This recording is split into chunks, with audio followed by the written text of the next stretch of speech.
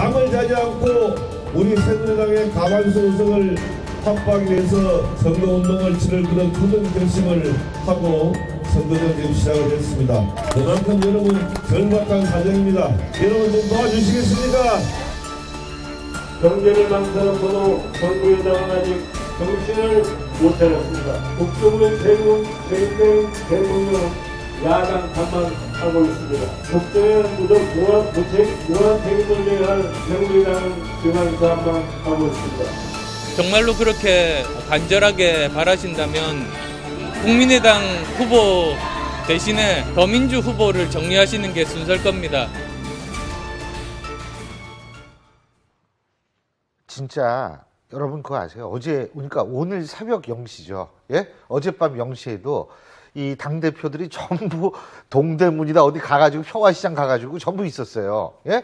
근데 이제 또 이렇게 돌아다니고 진짜 체력들은 대단하다는 생각이 드는데 서울부터 돌아다니는 거 뭐 당연하죠. 그러니까 그럴 수밖에 없고요. 그러니까 김종인 대표는 이제 종로, 정세균 의원하고 오세훈 후보가 맞붙은데 거기를 갔고요. 이제 김은성 대표는 첫 번째 지원 유세로 중구 성동을을 갔어요. 그런데 이제 이 종로, 중구 이런 데가 서울의 중심부, 지리적으로 중심부에 있지 않습니까? 근데 서울은요, 이게 49개 그 선거구가 있대지만 제가 살기는 뭐 예를 들어서 서울 북부 뭐 노원이나 도봉에 사는데 직장은 종로, 중구 뭐 이런 게 있잖아요. 그렇죠. 그러니까 종로, 중구라는 데가 유동 인구가 제일 많은 데고요. 어떻게 보면 서울의 25개 구에서 다 사람들이 모여드는 곳입니다. 그리고 여기서부터 어떻게 보면 여론이라는 게 형성돼 갖고 동서남북으로 퍼져나가거든요. 그러니까 종로가 정치 1번지라고 하는 겁니다. 그래서 저기부터 이제 공략을 하기 시작을 하는데 이게 말이죠. 서울 선거가 결정적입니다. 왜냐하면 새누리당이 4년 전에 말이에요. 예상을 뒤엎고 말이에요. 152석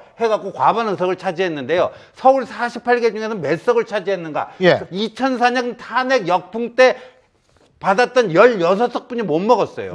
근데 그러니까 새누리당은 요번에 선거구 하나 늘어서 49개거든요. 그렇죠. 그러니까 25개만 먹으면요. 서울에서 25개만 먹으면 전국적으로 무조건 과반된다. 그러니까 서울에 이렇게 풀 배팅을 할 수밖에 없는 거죠. 그렇죠. 그런데요, 아주 재밌는 현상이 제가 최단비 변호사께 좀 여쭤볼게. 새누리당 공식 SNS에요. 새누리당은 안철수 국민의당 대표를 응원합니다. 흔들리지 않는 굳건한 신념으로 새정치 실현해 내시기를 기원합니다. 얼핏 보면 우리나라 정치도 이제는 이렇게 서로 칭찬하면서 서로 용기를 북돋아주면서 어떻게 보셨어요, 우리 최 교수는? 근데 저는 정말 이게 공식 그 SNS에 올라온 건가를 처음에 저도 이제 신문 기사를 보고 좀 의아했습니다. 충분히 이렇게 생각할 수는 있죠. 아까 앞에서 평론가 두 분께서 말씀해 주셨지만 특히 수도권 같은 데에는 지금 국민의당이 같이 이제 야권이 분열돼 있기 때문에 사실 새누리당이 못 얻어야 되는 것들이 굉장히 많이 얻고 있거든요. 그러니까 마음속으로는 이제 국민의당이 야권 연대를 안 하는 것에 대해서 굉장히 힘을 얻고 좋겠죠. 그런데 이걸 공식 SNS에 올린다. 당장 그러니까 지금 국민의당이 당 차원에서 게시글 삭제와 사과를 요구하지 않습니까? 그러면서 하는 말이 대변인이 어부지를 노리는 새누리당의 저급하고 치졸한 선거 전략이다. 이렇게밖에 나올 수가 없는데 그럼 다른 얘기로 뭐 야권 연대는 이제는 뭐 시대에 뒤떨어진 것이고 거기에 대해서는 안철수 뭐 예를 들면은 당 대표가 새 정치를 정말 싫어하는 것 같다. 이런 것도 아니고 좀 그렇습니다. 그러니까 네티즌들이요. 새누리당을 막 이렇게 비아냥거릴 때 새머리당이라고 하기도 하잖아요. 이게 전형적인 그런 거예요. 그러니까 이게 본인들에게 득이 되는지 이게 마이너스가 되는지 그것도 구별 못하고 그냥 속으로 웃고 있어야 될 걸요. 겉으로 티를 내는 거예요. 이게 저런 저런 저급한 그래서 저 새누리당이 공식적으로 내리고 아마 사과했습니다. 그런 어부지리 효과를 굉장히 기대하고 있었는데 최근에 좀 많이 달라지지 않았습니까? 여론조사도 많이 달라지고 실제 단일화 문제도 있고 이런 부분이 있기 때문에 새누리당이 그러니까 상당히 근소한 그 1%, 뭐 2% 차이로 아마 서울 지역은 판가름 날 겁니다. 자, 근데 지금 이제 정치 아주 재미있는 단면을 봤는데요. 더 재미있는 단면 화면 함께 보시죠.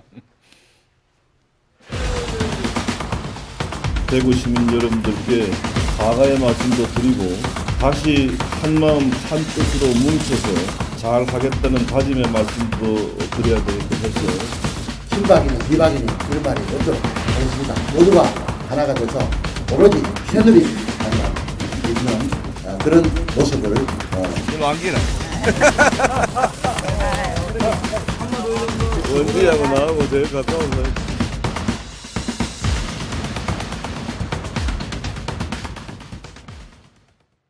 여러분은 어떻게 보셨습니까? 어떻게 보셨습니까? 저는요 그냥 이렇게 쇼하는 거죠. 적과의 동침이라는 그 영화가 생각이 나는데요.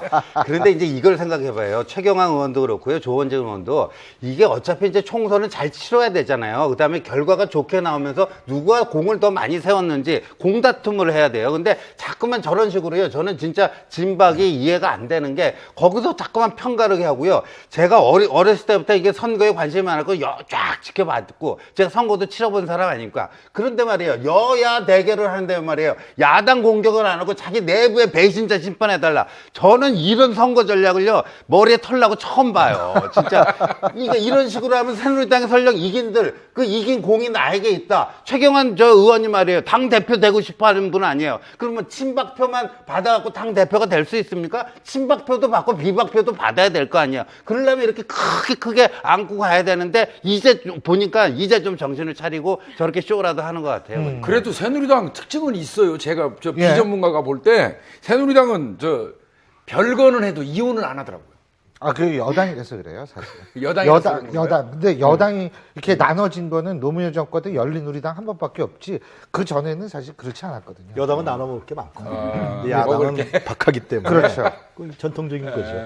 김무성 대표가 제가 봤을 때는 상당히 이번에 스탠스를 잘 취한 거다. 그러니까 대구도 방문하고 또 관훈 클럽 토론회에서 자기가 사퇴한다는 얘기도 하고 상당히 포용적이고 중도적 스탠스를 잘 가고 있다. 그렇게 저는 판단할 수 있을 것 같아요. 그렇죠. 네.